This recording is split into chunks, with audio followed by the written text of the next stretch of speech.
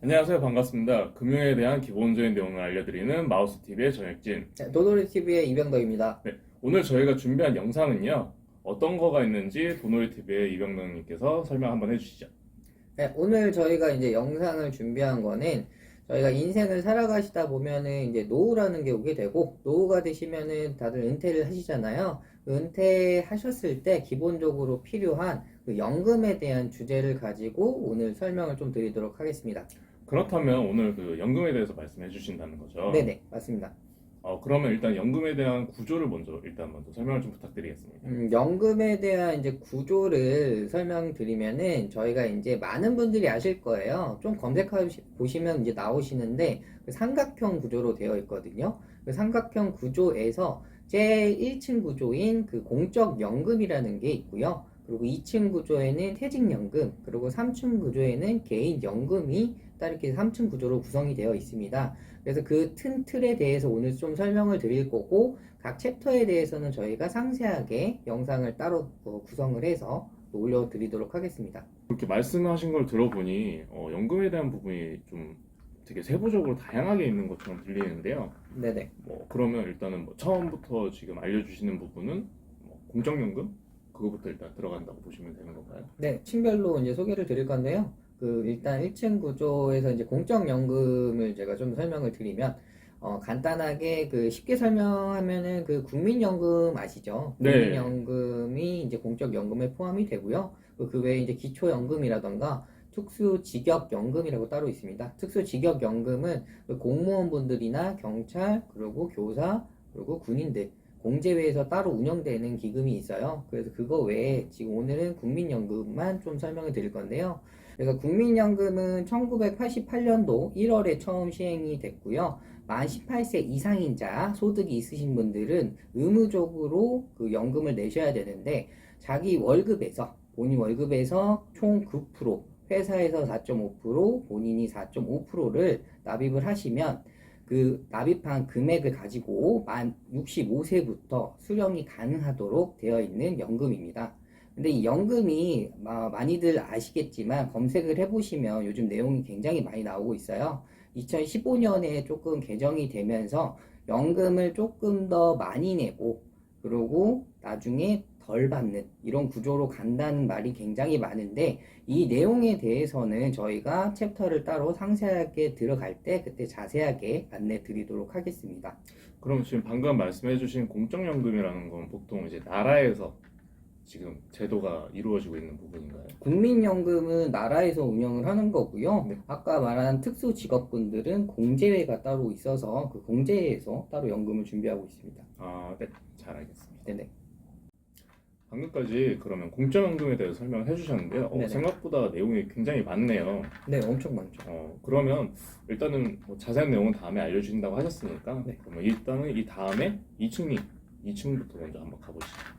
네, 그 다음에 이제 아까 말했던 2층 구조에 대해서 또 설명을 드리면, 2층 구조는 그 퇴직연금이 있습니다. 그 퇴직연금은 그 회사에서 1년 동안 근무를 하시면 회사에서 의무적으로 퇴직을 관련된 연금을 준비해야 되는데, 지금 운영되는 사항으로 보면은 되게 다양하게 운영되고 있어요. 근데 예전에는 회사에서 운영됐던 내용이 어떤 거였냐면, 그 은행에다가 돈을 맡겨놓고 퇴직하셨을 때 그때 은행에서 돈을 빼가지고 드렸는데, 요즘에는 운영사항이 조금 여러 가지로 나눠서 운영을 하고 있어요. 그래서 첫 번째 운영사항으로는 확정급여형이라고 해서 DC형이 있는데, 이건 말 그대로 확정입니다.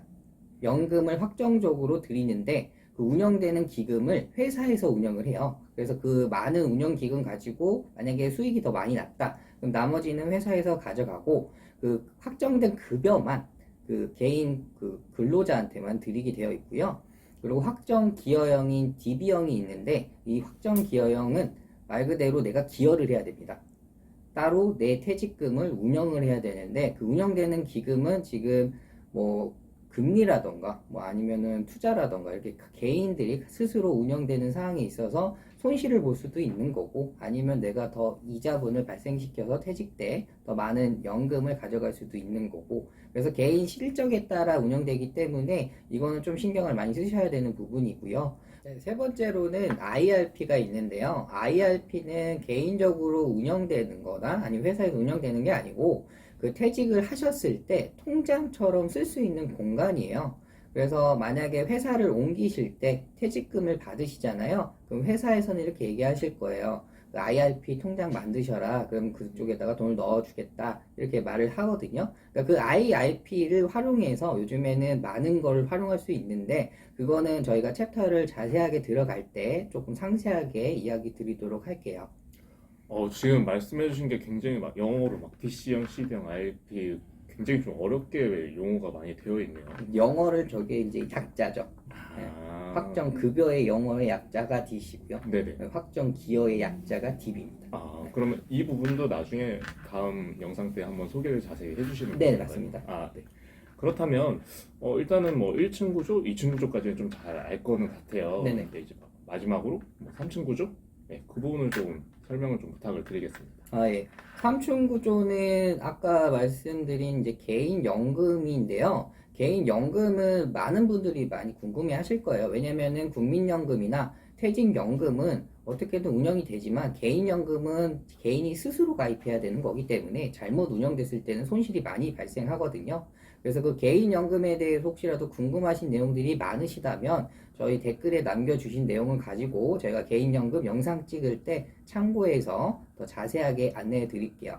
근데 그 개인연금 이제 얘기 좀 드리면은 그 두 가지 측면으로 볼 수 있어요. 세제 적격 연금이라는 게 있고요. 그리고 비세제 적격 연금이라는 게 있습니다. 세제 적격 연금은 그 연금 저축이라고 해서 세액 공제 혜택을 주는 상품인데요.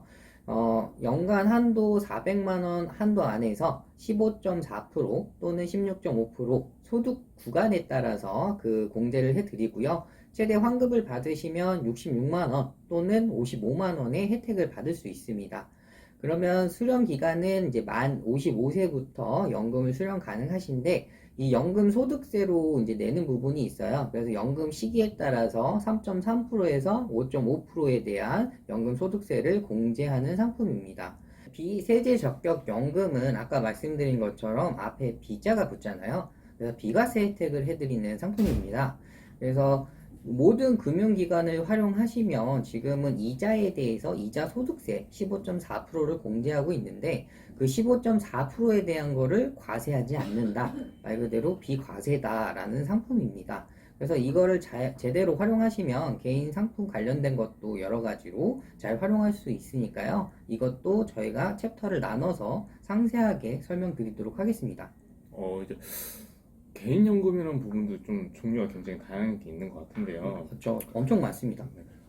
생각보다 연금이라는 것 자체가 저는 그냥 단순하게 뭐 정말 뭐 나라에 사는 국민연금 아까 말씀하셨다시피 네네. 그리고 이제 뭐 회사를 생활을 하면서 받는 퇴직연금. 네네.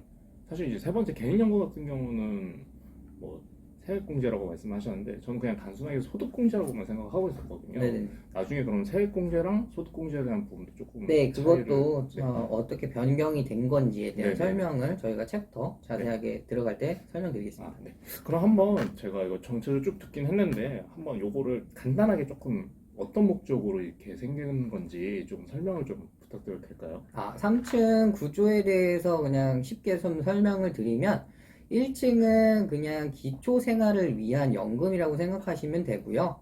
2층은 좀 안정적인 생활을 하기 위해서 만든 연금이다 라고 구성하시면 될 것 같고 개인연금은 말 그대로 3층은 조금 더 내가 노후를 여유 있게 살기 위해서 준비한 자금이라고 생각하시면 좋을 것 같습니다. 그럼 이제 목적에 따라서 조금 준비를 하면 된다라는 맞습니다. 말씀이신 네, 거죠? 그렇게 하시면 될 것 같습니다. 지금 일단 간단하게 전체로 정리를 해주셔서 참 감사하고요. 근데 요즘에 좀 약간 핫한 게 저도 좀 종종 많이 듣는 게 주택연금이라고 하는 것들이 있더라고요. 네네. 근데 그런 부분도 약간 좀 간단하게 좀 설명을 해줄 수 있으실까요? 그 쉽게 좀 설명드리면 요즘 광고 좀 나오더라고요. 주택연금 네. 준비하시라고. 근데 우리가 모든 분들이 그 은퇴를 하시고 노후가 되셨을 때 유일하게 가지고 계시는 건 부동산이에요. 우리나라 모든 국민들이 거의 다 부동산을 갖고 계시는데 그 부동산을 가격으로 측정을 해서 그걸 연금으로 받는 겁니다. 한국주택금융공사가 관리를 하고 있는 거고요. 만 60세 주택가격 기준으로요, 9억 이하 기준 측정을 해서 시세가 기준으로 연금을 이제 받으시는 거고요. 연금을 개시하시면 아까 주택가격 측정된 금액으로 사망하실 때까지 지급을 하게 되어 있습니다. 근데 일부분에 한해서는 이게 일찍 사망을 하시면 나머지 주택가격을 돌려받을 수 있냐, 없냐에 대한 내용들이 많은데 그 내용들은 나중에 저희가 주택연금 관련된 내용으로 설명드릴 때 안내 드리도록 하겠습니다. 그러면 이게 주택을 어쨌든 간에 연금으로 신청을 해도 나중에 그 일부분에 대한 부분 환원은 받긴 본인이 받을 수가 있는 부분인 건가요?